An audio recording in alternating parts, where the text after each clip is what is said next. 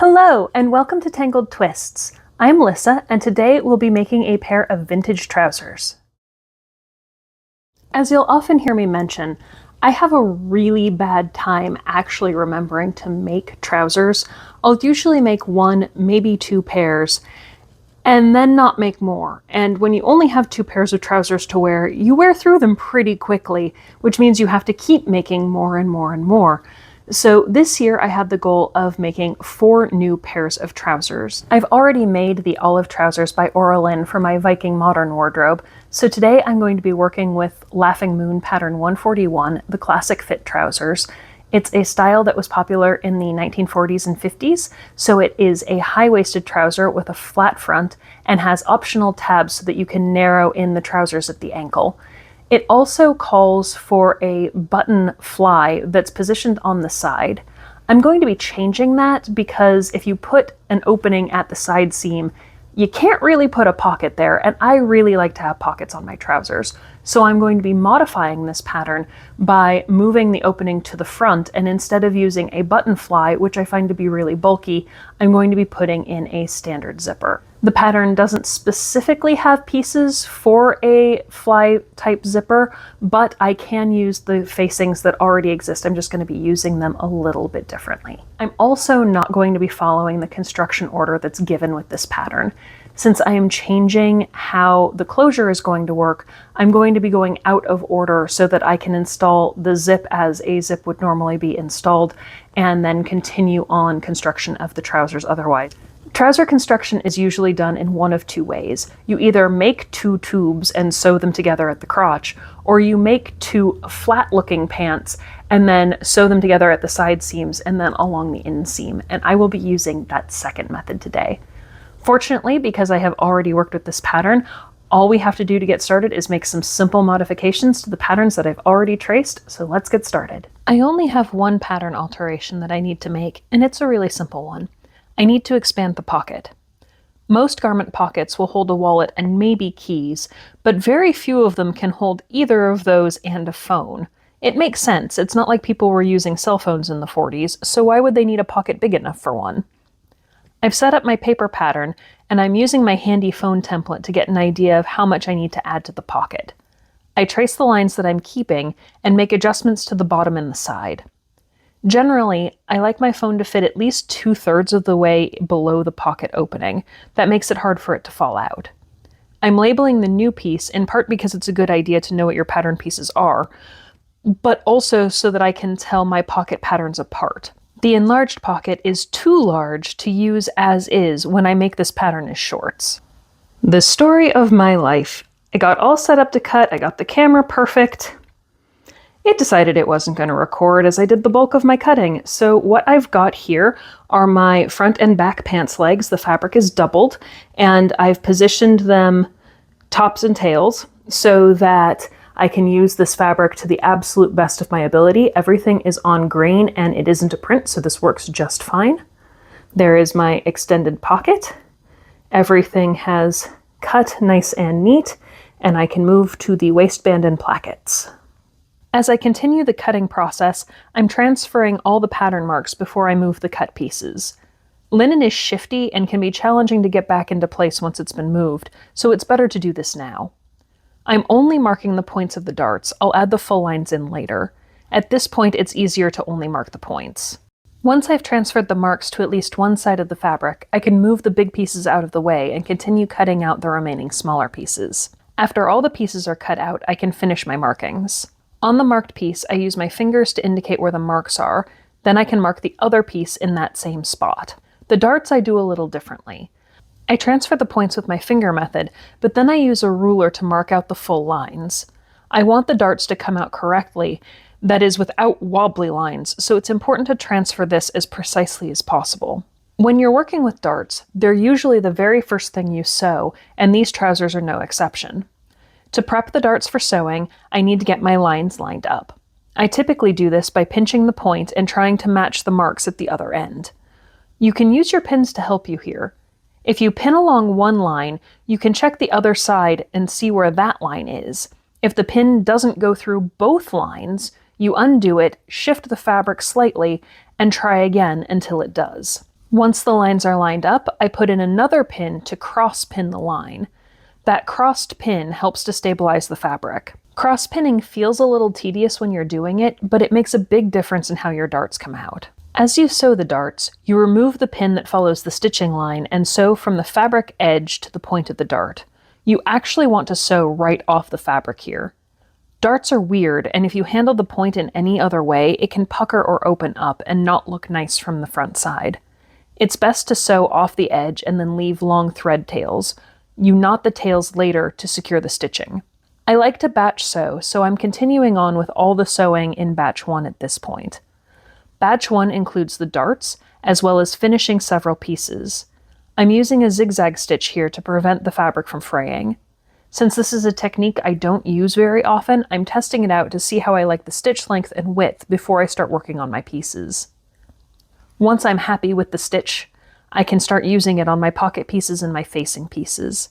I'm only finishing the edges that don't go into seams, but going all the way around every piece is certainly an option. Since I'm still getting used to zigzag edge finish, I'm trying to learn where it's the most helpful for how I like to sew, so I'll try it in a variety of ways before I settle on one.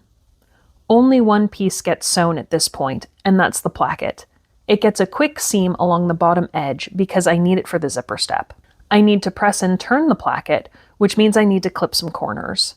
Making an angled cut right up to the seam line removes fabric that would otherwise bunch up and prevent the corners from turning out to a nice point. You want to get right up to the stitching without cutting it, which can take some practice. Then it's pressing time for batch 1. Pressing folded facings can be a little weird. I press it as sewn first and then turn the facing right side out. I open the seam up and I use the nose of the iron to press it open. Then I fold the facing flat and press it again. I found doing it this way gives me the cleanest edge. Next, I press the darts. Follow the pattern instructions if it gives you a direction. There's usually a reason for it. I generally press my darts and seams towards the back of the garment. I'll press them as sewn and then use the iron to push the dart in the direction I need it to go. I always check my darts from the right side to make sure that the dart is even and fully open. These darts are small, so they don't need to be trimmed or cut in any way. They're done once they're pressed. My next sewing batch is the zipper installation. When I did the olive trousers, I followed the instructions Aura Lynn gave, but I looked at a variety of zipper installation videos because I haven't done a lot with zips. In the process, I found one by Cornelius Quiring that I wanted to try, so I'll be using his method here. I'm starting with the trouser fronts. First, I need to measure out a bit past where my zip ends on one front. I should actually have marked that halfway between the end of the zipper and the end of the zipper tape. I did fix that before I sewed it. Then I need to pin the crotch seam. I use a few pins on the body of the trousers to help stabilize the pieces and keep them from wiggling.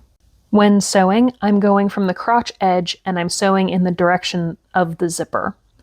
Sewing along curves can cause the fabric to stretch and distort. By sewing toward the zipper, the fabric bunches more than it pulls, which prevents the crotch seam from stretching out. The next step is to install the front facing. Where Cornelius's instructions vary from many that I've seen, he instructs here not to sew the facing all the way to the crotch seam, but to leave a bit of space. I've marked that with a pin. I've never been so glad that my machine has markings on the needle plate on both sides of the presser foot. I need to mark my vintage machine because having guides on each side makes this a lot easier to do. I sew the facing from the waist edge towards the crotch seam, stopping at my pin marker. I need to press and turn the facing next.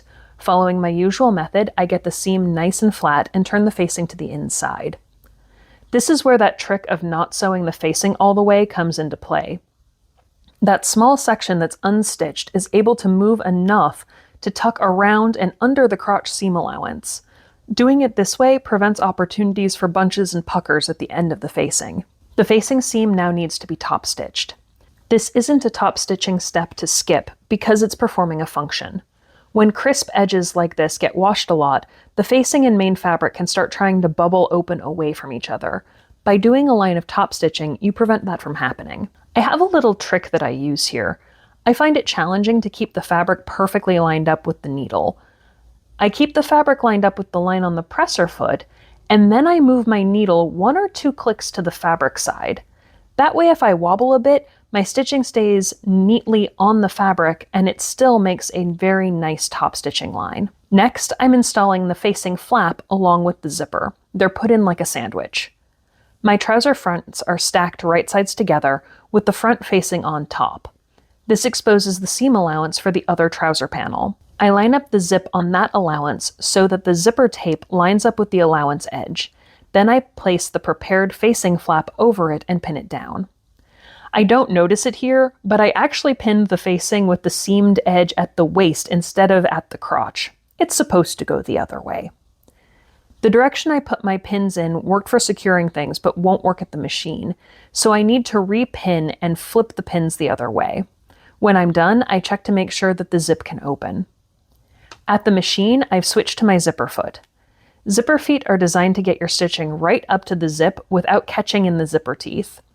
The edge of the foot goes right up against the zipper, and it has a little notch where the needle comes down right next to the zip. It is very important when using these feet to make sure your needle isn't in center position. It has to be to the side or the needle will break. This is a checkpoint.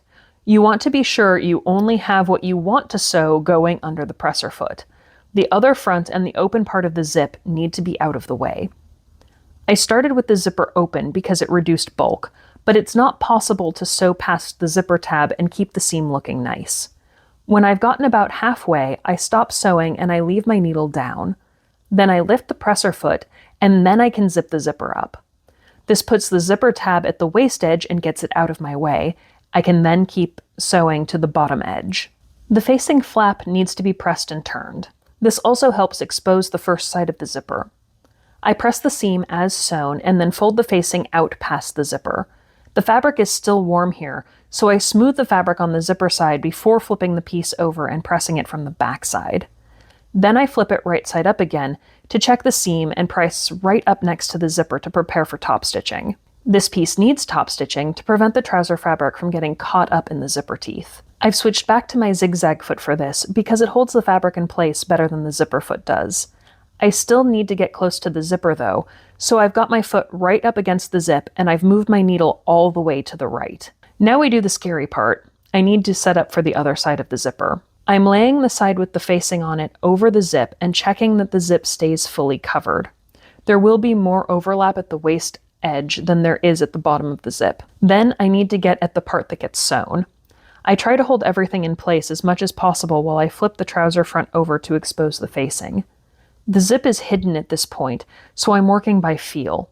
I need to pin the facing to the zipper without catching the facing flap at the bottom. After checking that your needle is in the right spot, this is where you have to be extra careful. There's a lot of material flopping around at this point, and you want to make sure you're only getting the zipper and the facing. The process is generally the same as on the other side of the zipper, except this time we're starting at the bottom and working to the top. So this time I'm unzipping the zipper to get past the zipper tab.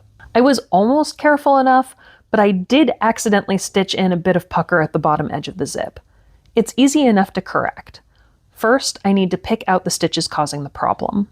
Then I come back in with a hand needle and stitch over that area. This finishes the stitching and resecures the threads that I had to cut. This is a great example of why it's good to be at least proficient with hand sewing, because it's a lot easier to fix little things like this if you don't need to do it on a machine. This is also where I finally noticed I had my facing flap installed upside down. At this point, it was going to be too much work to take it apart to fix, but I did still need to finish that edge. I took it back to the machine and I did a quick run of zigzag stitch over the edge to prevent it from fraying. Otherwise, this is a purely cosmetic issue, and as it's on the inside of the trousers, it's not one I feel compelled to fix farther. Now that the zipper is in, the rest is all downhill. I'm starting by sewing the crotch of the back panels together. I'm working the same way I did the fronts, starting at the crotch and going to the waist to prevent this piece from stretching. Since I didn't zigzag these, I have to finish the seams. I'm trying this with felling to see how it does on a curve. The curve is very pronounced, so I have to approach it a little differently. I could use my ham for this, but a lot of people don't have a tailor's ham, so I'm going to show you how to do it without extra tools. After pressing as sewn, I open the long, straight section and press into the curve a little bit. Then I turn the work and I start to open the seam. This time when I press, I'm lifting up the fabric and pushing the nose of the iron into the curve. Lifting the fabric helps finesse the curve and keep it flat. It also helps prevent pressing and wrinkles as the surrounding fabric moves. Since this section is in the middle, I picked a side to feld to and trimmed down one side of the allowance. To press the other side over, I use the same fabric lift trick at the most extreme part of the curve. Then I tucked the allowance under and repeat the process. It's a lot of fabric juggling, but it did make for a nice smooth finish that I really like. I'm finding it easier to manage than how I would normally sew trousers as well. I usually sew up both legs and then join at the crotch. Making the fronts and backs and joining leg seams is a lot easier. I'm not quite brave enough to try completing the fell by machine top stitching, so I'm doing it by hand. I'm using my usual whip stitch, but paying extra attention to make sure I don't catch anything extra as I go around that curve. It takes a lot of fabric shifting and care to make sure the curve turns out nicely. The only thing left before I can sew fronts to backs is attaching pockets. I'm going to do these as a batch, so I'm pinning a pocket piece to each side seam. It's 4 total pocket pieces, 2 for the front sides and 2 for the back sides. I sew all the pockets on from the waist edge. The pocket needs to be pressed out, but it gets handled a little differently. I follow my usual process, but after the seam is pressed open, the seams need to be pressed toward the pocket. When the pants are assembled, the seam allowance needs to be even, so it has to be put back in place. Then I fold the pocket to the inside and press that seam because it gets top stitched. This pattern wasn't specifically designed to have top stitching on the pocket, but I found it makes a really big difference with how the pocket holds up over time, so I'm starting to include it when I make trousers. As I did before, I've moved my needle over 2 clicks to the fabric side so I can center the edge and keep a nice straight stitch line. I'm doing this mostly by feel as I don't want to go past the stitch portion of the pocket seam. That would put me into the leg seam allowance and cause problems later. They're starting to look like trousers! I have a set of front legs and a set of back legs, so next up is connecting them. This method really needs a big area for this step. With the pockets opened out, I lay my backs on my fronts with the right sides together and start the pinning process. I need to pin down the sides and along the pocket edge, as well as down into the body at the top edge of the pocket. I use extra pins to keep the fabric from shifting, and I pin along the seam instead of across the seam at the pocket opening to hold it in place but remind me not to sew there. Sewing from here is slow and steady. Starting at the top edge of the pocket, I sew around, turning corners and rounding curves as I go. When I get level with where the mark was on the pocket, I stop and turn the work at a right angle and sew over to the allowance on the trouser portion. Once I hit the seam line, I turn at a right angle again and continue working. You do have to be careful not to catch the pocket bag at this point. We just sewed a seam, so you know what to do. It's time to finish that seam. It gets a little fiddly around pockets, but otherwise works the usual way. I typically press my side seams to the back. Since the pocket is in the way, I clip the seams just below to free the fabric for felling. Another felled seam means more whip stitching. If you want a slightly different, more casual look, you could top stitch the felling down here instead. It isn't as noticeable if you do a matching thread, but a contrasting thread would be more like the look you would get with jeans. I wanted these to look more business, so I'm going with my usual invisible fell. Doing the side seams while the inseam is open makes it easier to work on the side seams. Once they're done, the inseam is the next step. It can be very tempting to do the inseam starting at one hem and working around to the other hem, but I try not to do that. The seam isn't on the straight grain, it runs a bit on a diagonal, which means it can stretch. If you go up one leg and down the other, it encourages the first leg to be a little shorter and the second leg to be a little longer. For pinning, I start in the center where the crotch seams meet and work toward the hem edge on each leg. Not only does this make sure your crotch seams line up nicely, it also starts getting your brain ready for sewing it the same way. To sew the inseam, I start at the crotch seam and work down the first leg. When I've completed that leg, I come back to the center and work down the other leg. I'm doing it that way rather than sewing from hem to the crotch on both sides because the hems are more adjustable. If I were to sew hem up and the fabric does anything strange, I'm going to get a bubble at the crotch. By going crotch to hem, any weirdness that might develop gets pushed off the edge and can be corrected with the hem. Since I'm sewing both legs in the same direction, it makes sure that any stretch that happens the same way on both sides. The legs may not come out perfectly even, but they'll be very close. It gets a little weird finishing off the inseam. The legs are fully tube-shaped now, so I have to be more careful about how I do my seam prep. I'm going to show you how to do this both with and without extra tools. The easy way is with a sleeve board. A sleeve board is a special ironing board that's long, narrow, and fairly short. They're used for pressing sleeves, particularly on dress shirts, but you can use them on anything that they fit into. Once I slide it into the trouser leg, I'm good to press as usual. Pressing this way basically removes the fact that it's a tube from the equation. If you don't have a sleeve board, you have to be a little bit more careful. To do it that way, I'm centering the inseam on the leg and smoothing the fabric out. You're going to be affecting both layers, so you don't want any hidden creases. Then you press right up the center, being careful not to press the edges. The side seam is directly below the seam I'm working on, but it's already finished, so I don't have to worry about it. The rest of the felling process works as usual, and I'm felling to the back of the trousers. Do be careful when you're trimming down the allowance here. There's a lot of fabric, and it's easy for it to get caught up in your cutting path. Go slow and pay extra attention so you don't cut the leg fabric. Continuing to press from the hem to the crotch will make it easier to manage the curve of the crotch, with or without the sleeve board. I do recommend alternating legs here. By the time you're done with one step on one leg, the other will have cooled, and the whole fold over, press, tuck under, press process works out a lot easier. I know it's possible, in theory, to machine top stitch this felling down because I've seen it done on jeans before.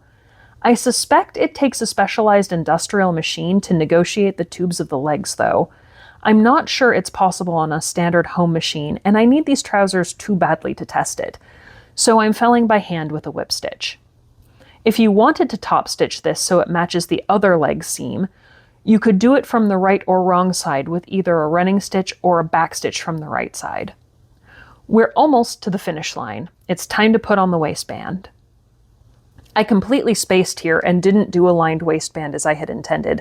I went autopilot and followed my usual skirt method and did a folded waistband instead. It still works, it's just half the width that I had intended it to be. As I pin the band into place, I'm making sure my pockets are pointing to the front zipper and nice and flat. Since they're in the side seam, if I point the pockets to the back, they're going to open in the wrong direction and be very difficult to use. I'm also using a little bit of a corset binding trick on the ends. Instead of folding the waistband end seam allowance in, I'm wrapping it around the closure opening. You'll see in just a second how this works to make a neater edge.